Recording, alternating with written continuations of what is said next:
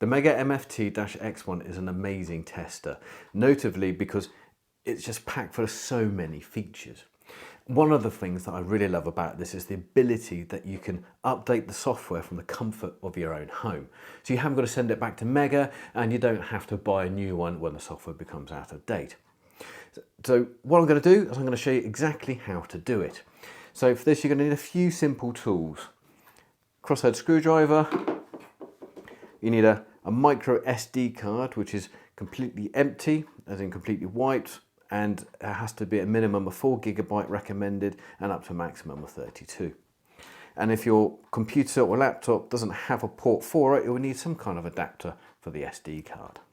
So don't go anywhere, because I'm going to show you how easy it is to update this fantastic tester.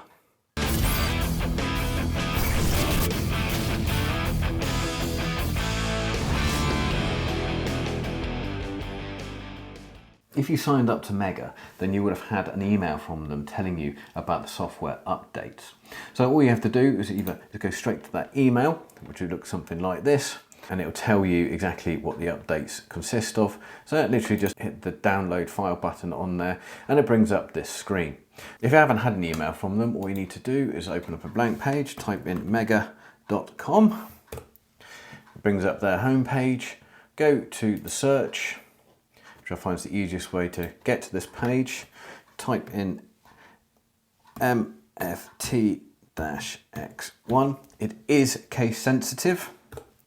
Hit enter and it brings up this search results page. So scroll down to the support and that brings you back to the page that the email sends you straight to. So on this page, just scroll down, and on the right hand side here you'll have a big list of stuff here, and you just go to product support and scroll down from that and you can see software and firmware updates. And this gives you a whole list of everything you need to do and instructions on how to do it. But just move down a little bit further and you see this is the latest version. Again, it gives you a brief description of what the features are. Just hit the zip download, it will start to download and you see it's done. There we go.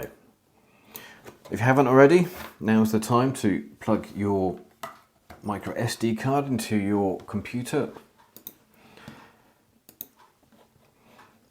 And you'll see the folder is empty, but just to double check that it meets the requirements, just go down to properties and you'll see that it is a FAT32 and the size of it does fall within the range of what Megger say it needs to be, which is between 4 GB and 32 GB.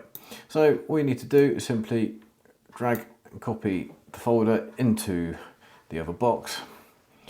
Therefore that will just save it onto your SD card.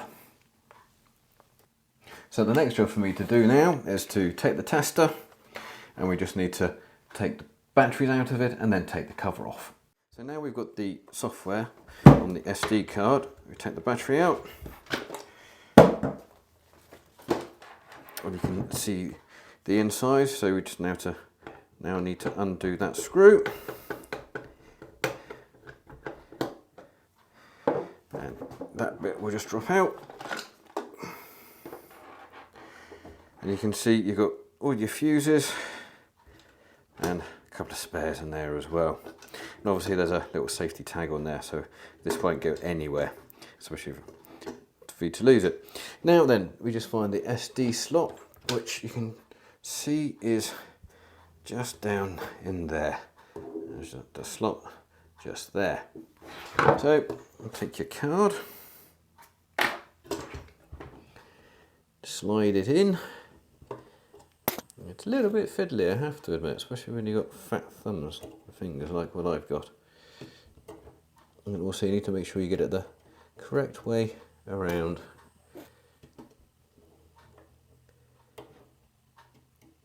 Maybe a pair of pliers, needle nose pliers, would help with this job.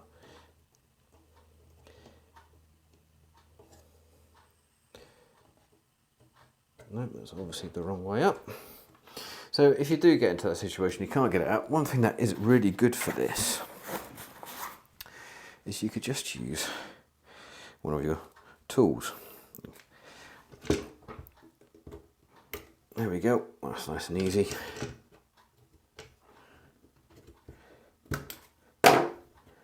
Oh, that's a much easier way to do it. And it will actually click in, spring loaded. So what you now need to do is just put it back together.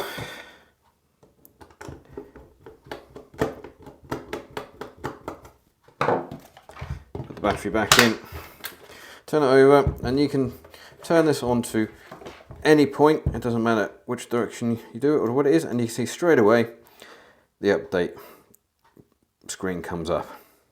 So we just have to let it do its thing. But to do that, you just need to push either test button, stage 1 of 4, and off it runs. So with just enough time to make a cup of tea or coffee, the firmware update is complete.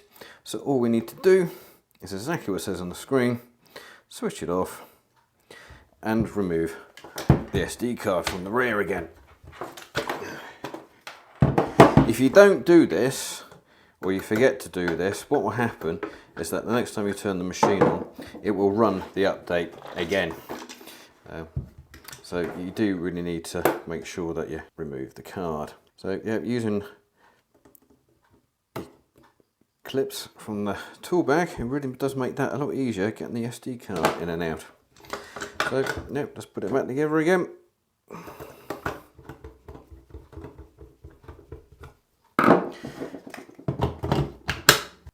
So turning it back on again, take it all the way around the settings.